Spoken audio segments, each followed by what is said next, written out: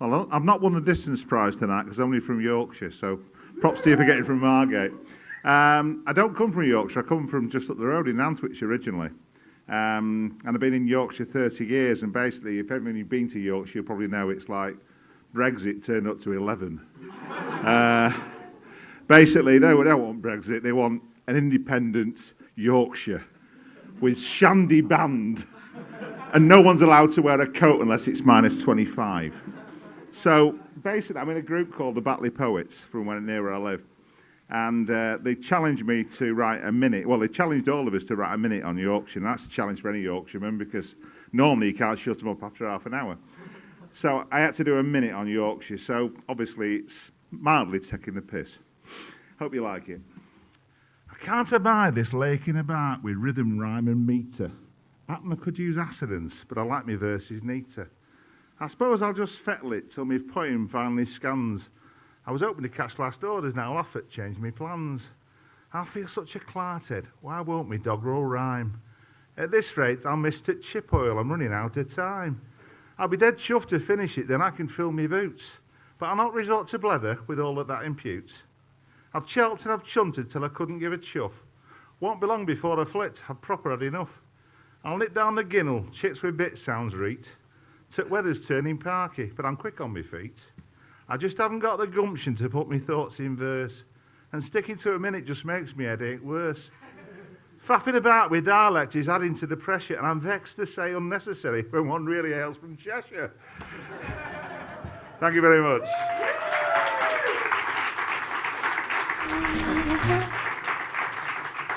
Now I'm stuck here. I can do a bit of an angry one, or I can do a nice gentle one. So I'll start with the gentle one, and I'll do the angry one next. Is that all right? Yeah. If you don't like the angry one, I can run then, can't I? I'm from Batley, as I say. I live in Batley, and sadly, as you probably remember, our MP was actually tragically murdered. So as a result of that, the Batley Poets is very much a multicultural, very much a multi-faith, multi-ethnic organisation, and very much the better for it. So with all those things in mind, I wrote this. It's called Hope. Hope springs eternal, so says the old cliche. And it's even more important in these days of Trump and May. It's becoming all too easy to heed the voices of division, and those who stand for unity just receive derision. We don't have to love our neighbour, why not just say hello? Those strangers living next door are just friends we don't yet know. From Martin Luther King to our very own Joe Cox, let's stand up for civil rights, let's turn back the clocks. Reject the Twitter chatter of PC libtards and snowflakes.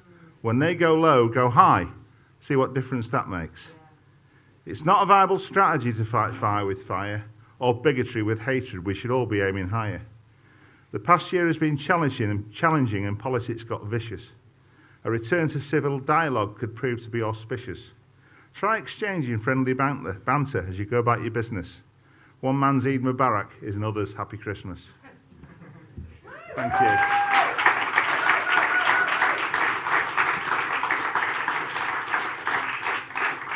Thanks, you're very kind.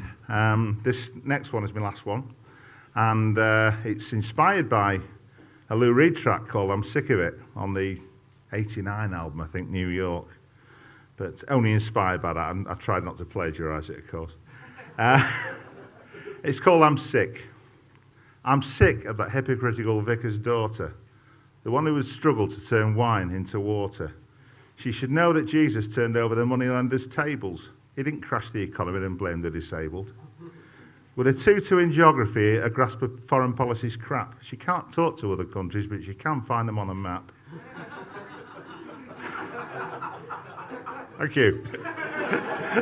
I'm sick of Boris Johnson. He's disingenuous, bumbling shtick. He doubles prison sentences just by talking like a dick.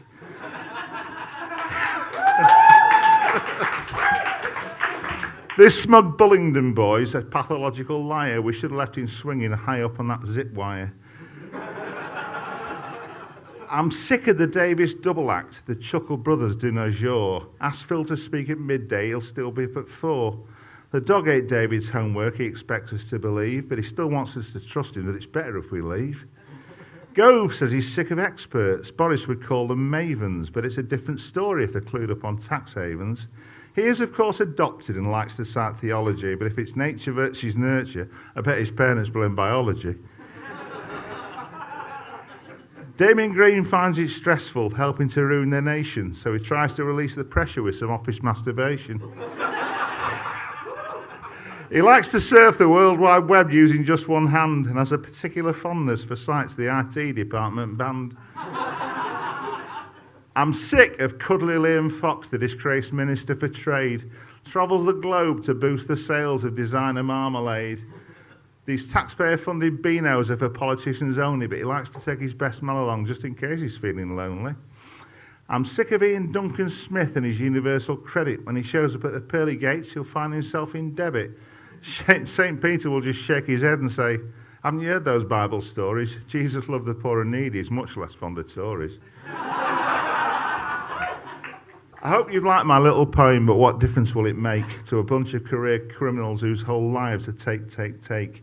This government resembles the worst of the thick of it, and as Malcolm Tucker would doubtless say, I'm fucking sick of it.